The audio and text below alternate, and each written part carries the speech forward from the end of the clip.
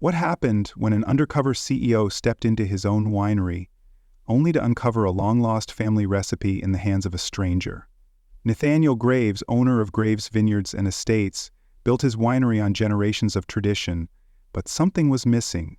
When he went undercover as a tourist, he never expected to taste a wine that brought back memories of his childhood, a secret recipe he thought was lost forever. How did this unknown winemaker crack the code of his family's most guarded blend?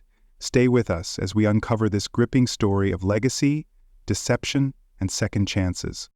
Nathaniel Graves stood at the edge of his family's vineyard, overlooking the rolling hills bathed in the soft golden glow of dusk. Graves Vineyards and Estates had once been a humble, family-run winery known for its rich, full-bodied wines crafted with techniques passed down through generations. Now, it was an empire, 30 locations across the country, each one producing bottles that graced fine dining tables and luxury cellars. By all financial metrics, the business was thriving. But something felt off. The soul of the vineyard, the passion, the artistry, the love, seemed to have been lost along the way. Nathaniel had built the business with relentless ambition, expanding beyond what his grandfather had ever imagined. But lately, customer feedback has been troubling. Loyal patrons, those who had once praised the winery's authentic flavors, now spoke of something missing. The wines, while still technically excellent, lacked the depth, the warmth, the story they once carried. Nathaniel had brushed off the concerns at first, convinced that consistency and efficiency were necessary for growth. But deep down, he couldn't ignore the feeling gnawing at him, the sense that Graves Vineyards was no longer the legacy his grandfather had intended.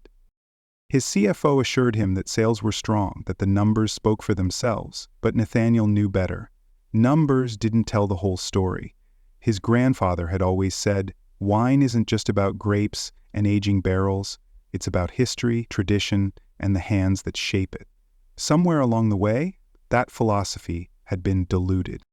Determined to uncover the truth, Nathaniel made a bold decision. Instead of analyzing reports from the comfort of his boardroom, he would go undercover, experiencing his own vineyard as a regular customer. He would walk through the tasting rooms, meet the staff, and taste the wines, not as the CEO, but as a man searching for what had been lost. Little did he know, this journey would unravel secrets buried deeper than the roots of his family's oldest vine. Dressed in a simple button-down shirt, faded jeans, and a well-worn straw hat, Nathaniel Graves blended seamlessly into the group of tourists arriving for the afternoon vineyard tour. His signature tailored suits and polished shoes were replaced with attire that made him look like any other visitor looking for a relaxing day of wine tasting. He had even changed his name on the reservation list, Nicholas Green, ensuring that no one would recognize him as the man who owned the estate. As he stepped onto the gravel path leading to the main building, Nathaniel took a deep breath, letting the scent of ripe grapes and rich soil wash over him. The vineyard was just as beautiful as he remembered, rolling hills covered in neatly arranged vines, a rustic stone tasting room standing proudly at the heart of the estate. From a distance, everything looked perfect. But as he drew closer, he noticed the cracks beneath the surface. The first thing that struck him was the lack of warmth from the staff. The tour guide, a young man named Devon, gave a rehearsed introduction about the vineyard's history, but his tone was flat, almost mechanical. The other employees bustled around without making eye contact with guests, their movements hurried and impersonal. Nathaniel frowned. The winery had once been known for its hospitality. Guests were treated like family, welcomed with warm smiles and personal stories about the vineyard's heritage. But today, it felt more like a business transaction than an experience. The group was led inside for the first tasting, where Nathaniel's disappointment deepened. The tasting room, though elegant, lacked the charm it once had. Instead of a passionate sommelier explaining the nuances of each wine, a distracted young woman simply poured the samples, rattling off generic descriptions without enthusiasm. When Nathaniel asked about the specific grape blend in one of the reds, she barely glanced at him before shrugging. "It's all in the pamphlet," she muttered, before moving on. Nathaniel took his first sip of the vineyard's signature Cabernet Sauvignon, the one that had once put his family's name on the map. The flavor was fine, balanced, smooth, but something was missing. It lacked the depth, the soul, that had made Graves wines legendary.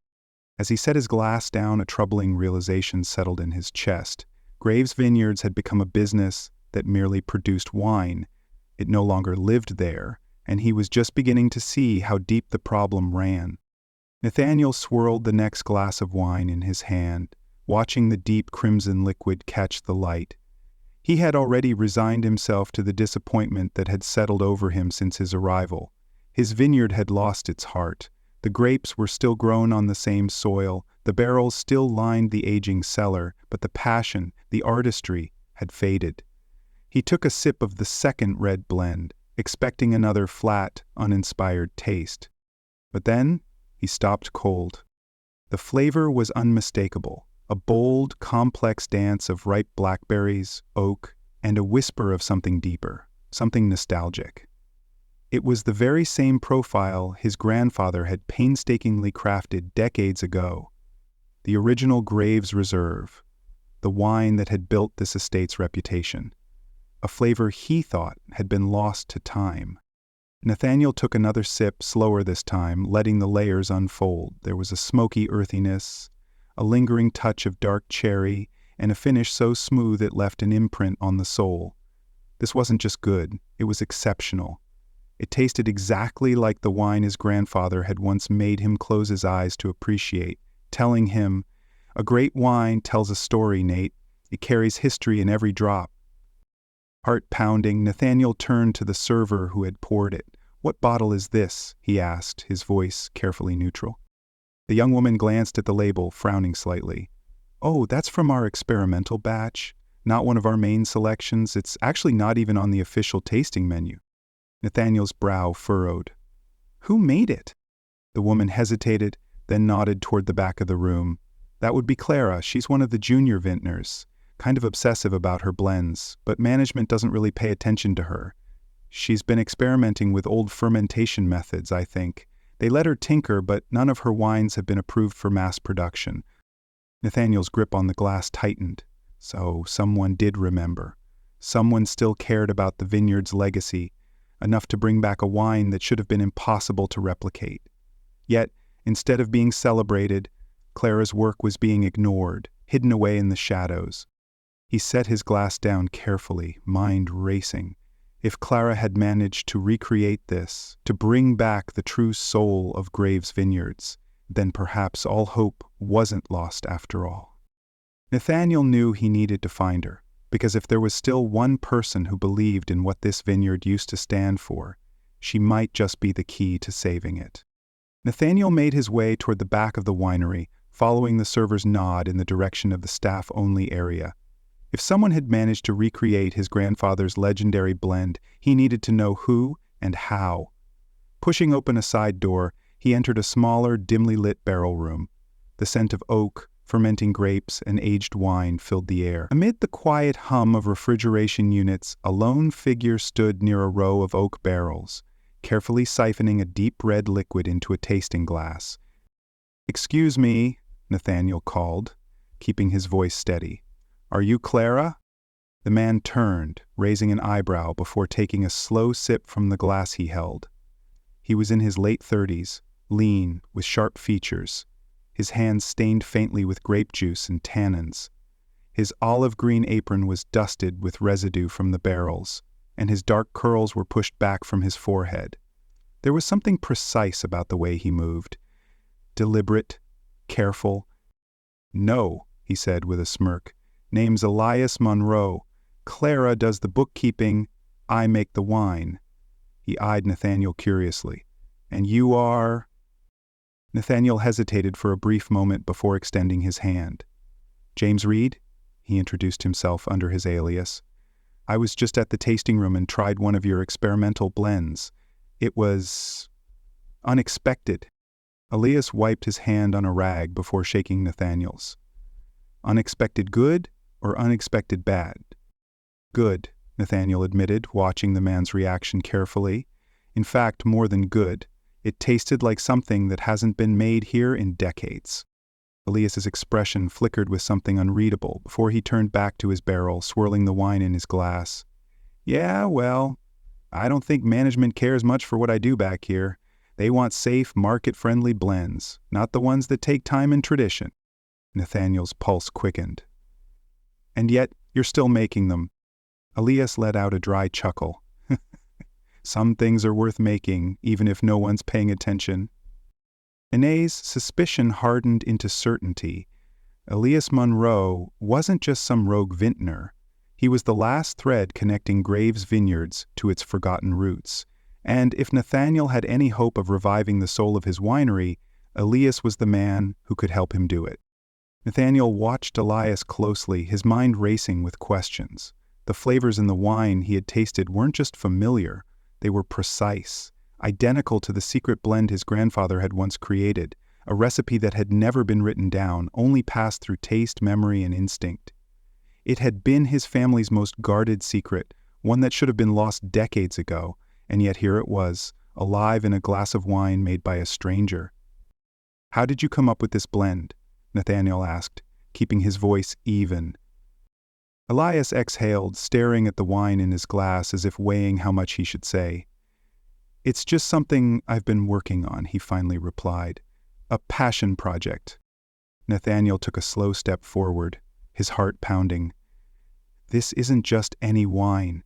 The balance of the fruit, the depth from the oak, it's identical to a wine my grandfather made.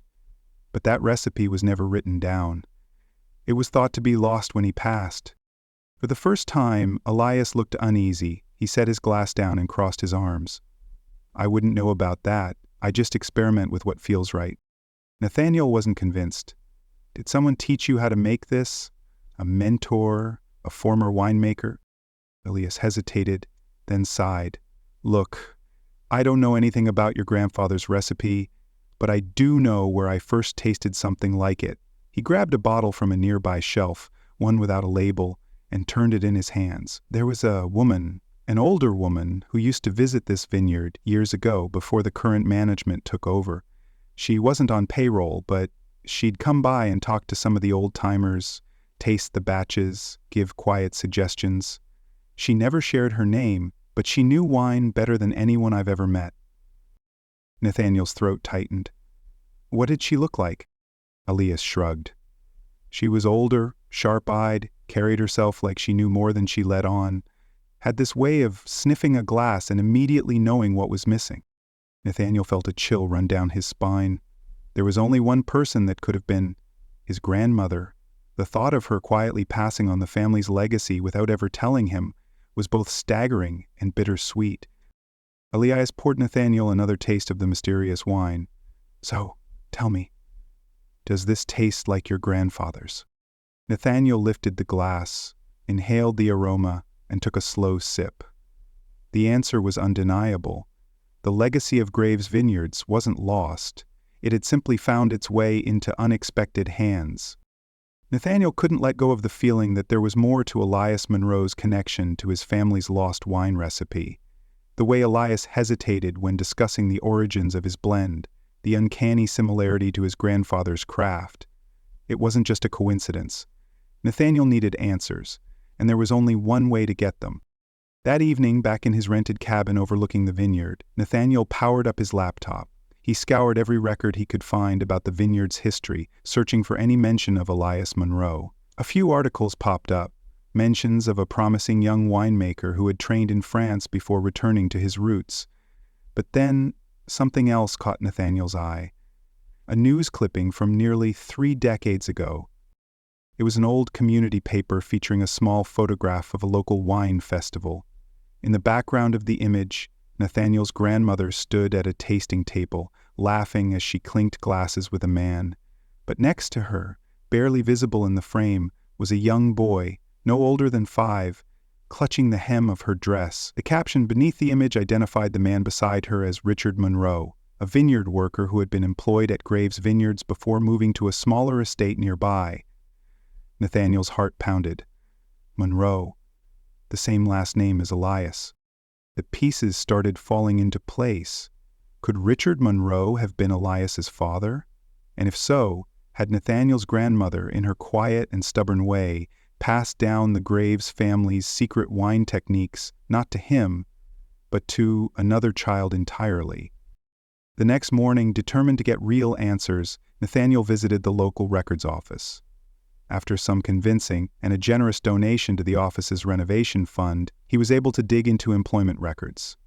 Sure enough, Richard Monroe had worked at Graves Vineyards for nearly 10 years before leaving to manage a private vineyard. But what stunned Nathaniel most wasn't just that Richard Monroe had once been one of his grandfather's protégés.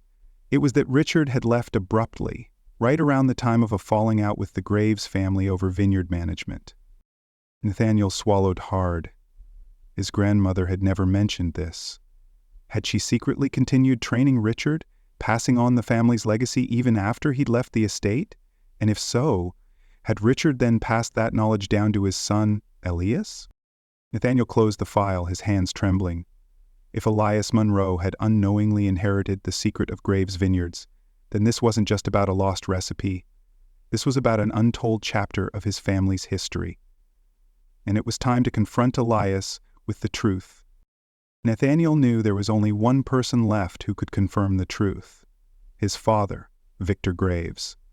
Though they hadn't spoken much in recent years, Victor had always been the gatekeeper of their family's history.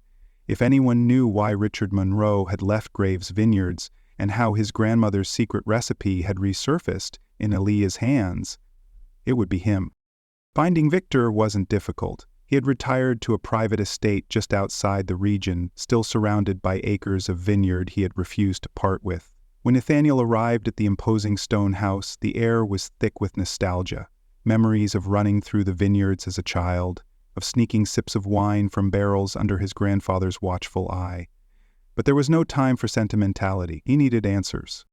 Victor greeted him with measured surprise, his gray eyes sharp as ever. "Nathaniel," he said, setting down his pruning shears. "Didn't expect to see you here. What's on your mind?" Nathaniel wasted no time. The Monroe name. Elias Monroe is making wine at the old Graves estate, and his blends are identical to grandfather's secret recipe. But you already know that, don't you? For the first time, Victor hesitated. He exhaled slowly, wiping his hands on a cloth before motioning for Nathaniel to follow him into his study. The room smelled of aged oak and leather-bound books, the scent of history itself. "Richard Monroe was one of the best winemakers I ever trained," Victor finally admitted, pouring himself a glass of deep red wine. "But we had a falling out. He wanted more freedom, wanted to experiment beyond what Graves Vineyards allowed at the time. When I refused, he left, and I let him go. I thought he'd disappear. I didn't know." He trailed off, shaking his head. Nathaniel leaned forward. Did grandmother know? Did she keep in touch with him? Victor gave a small, knowing smile. "Of course she did. You think she let a talent like that go to waste? She saw something in Richard that I refused to, and she made sure the legacy lived on, even if it wasn't with the Graves name." Nathaniel's heart pounded. "And Elias, did you know he existed?" Victor took a slow sip of wine before answering. "No. But I'm not surprised. If he has our recipe, it's because your grandmother wanted him to have it." The truth settled between them like a well-aged vintage, complex, bittersweet, and undeniable. The legacy of Graves Vineyards hadn't been stolen. It had been preserved in a way no one had expected, and now it was up to Nathaniel to decide what to do with it. Nathaniel left his father's estate with a storm of emotions swirling inside him. The truth had blindsided him. His grandmother had deliberately passed down the Graves family's legacy to someone outside of the family, to someone Victor had cast aside. It wasn't just about a lost recipe anymore. It was about trust, about betrayal, about a legacy that had been nurtured in secrecy. Had his grandmother believed that Nathaniel, or even his father, was unworthy of carrying on the tradition? Had she lost faith in her own bloodline? Back at the vineyard, Nathaniel stood among the rows of vines, running his fingers over the ripening grapes. His family had built this land, but its heart had been transplanted into another. Elias Monroe wasn't just a talented winemaker, he was the true heir to something that had been meant for the Graves family. But was that truly a betrayal? Or had it been an act of protection? Nathaniel thought about Elias, about the dedication he had seen in the young man's eyes, the careful way he handled the winemaking process, the respect he had for the craft. Elias wasn't just a stranger profiting off of someone else's secret. He was someone who had inherited a legacy unknowingly, someone who had honored it in a way that even Nathaniel hadn't. For years, Nathaniel had treated Graves Vineyards as a business, focusing on expansion, profits, and reputation. But Elias had treated the craft with reverence, just as his grandmother had intended. Maybe this wasn't about betrayal at all. Maybe it was about finding a way to heal the wounds of the past. The thought of confronting Elias again weighed on Nathaniel. Would Elias see him as an enemy, someone trying to take back what was never his to begin with? Or would he see the opportunity for something greater, reconciliation, unity, and the chance to restore the true spirit of the vineyard together? Nathaniel exhaled, looking at the sky painted in hues of amber and violet as the sun set over the vineyard. He had spent so much time resenting what had been lost, but now he saw a different path. The only way forward wasn't to reclaim the past, it was to embrace the future. And to do that, he needed to speak with Elias Monroe one more time. Nathaniel stood at the entrance of the winery watching Elias work in the cellar, carefully siphoning a batch of newly aged wine. There was something almost poetic about it, the young winemaker tending to the very craft that had once been the soul of the Graves family, completely unaware that his work had been written in the family's history long before he was born. Taking a steadying breath, Nathaniel stepped forward. Elias turned at the sound of approaching footsteps, his expression guarded. "Did you come to accuse me of stealing again?" he asked, his voice carrying an edge of defiance. Nathaniel shook his head. "No," he said. "I came to talk, and maybe to make things right." Elias eyed him warily but set down his tools. "I'm listening." For the first time, Nathaniel spoke not as a competitor, not as a businessman, but as someone who had finally seen the truth. He told Elias about Victor Graves, about his grandmother's decision to entrust the family's most treasured recipes to Richard Monroe, and about the deep-rooted rift that had kept their families apart for decades. As he spoke, Elias's hardened expression softened. "She believed in this craft," Elias said quietly. "She believed in me, even without knowing me." Nathaniel nodded. "And I think she wanted us to find each other, to put the past to rest. I don't want to take anything away from you, Elias, but I also don't want to lose what we could build together." Elias studied him for a long moment before finally extending his hand. "Then let's do this right." As their hands met in a firm shake, a new chapter for Graves Vineyards and for their families began. It wasn't about reclaiming the past, but forging a future together. Months later, Graves Vineyards and Estates stood transformed. The once fading estate had been revived, not just in its appearance, but in its soul. Where once there was tension, now there was unity. Nathaniel and Elias had spent months restructuring the business, blending the best of both their expertise. The Graves legacy remained intact, but it was no longer bound by the past. It now carried the future in every bottle produced.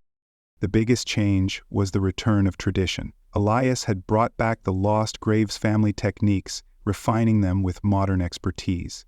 The secret blend, once thought lost forever, was now a signature feature of their wines. Customers, both old and new, marveled at the flavors, familiar yet fresh, rich with history yet alive with innovation. On the day of the vineyard's grand reopening, Nathaniel stood at the head of the estate, welcoming guests. The Graves family name no longer carried the weight of old feuds, but the promise of something lasting. As he raised a glass alongside Elias, he knew this was more than a business. It was a reunion, a restoration of something greater than either of them alone. Graves Vineyards wasn't just surviving, it was thriving, reborn, through a second chance. As Nathaniel Graves walked through the flourishing vineyard, the meaning of success had never been clearer. It wasn't in the numbers on a balance sheet or the expansion of his brand. It wasn't about controlling every aspect of the business or clinging to the past. True success, he realized, lay in the legacy he was building, not just in the land, but in the people who carried it forward. For years, he had believed that preserving Graves Vineyards meant keeping everything exactly as it had been, but in trying to hold on to the past, he had nearly lost the future. It took Elias, with his passion, his talent, and his undeniable connection to the land, to show him that tradition and innovation weren't opposites, they were partners. Together, they had created something better than either could have achieved alone. Looking across the vineyard, Nathaniel saw workers who were proud again, wines that carried the soul of his ancestors yet spoke to a new generation, and, most importantly, a family that had found its way back together. The story of Graves Vineyards and Estates teaches a powerful lesson about legacy, adaptation, and the importance of family. Nathaniel Graves, once rigid in his ways, believed that preserving tradition meant resisting change. However, his journey revealed that true preservation isn't about keeping things exactly as they were, it's about evolving while honoring the past. Through Elias, Nathaniel learned that legacy isn't just about a name, it's about the passion, knowledge, and people behind it. His fear of change nearly cost him everything, but by opening his heart and mind, he discovered that progress and tradition can coexist. The vineyard thrived not because of rigid control, but because of collaboration, trust, and shared vision. This story also emphasizes that family bonds can be broken, but not lost. Old wounds can heal, and relationships can be rebuilt when given the chance. Elias and Nathaniel's reconciliation proved that sometimes the past holds the key to the future, but only if one is willing to embrace it. Ultimately, success is not just about maintaining what once was, it's about creating something even greater, together. And in doing so, both Nathaniel and Elias ensured that the vineyard's true legacy would last for generations to come.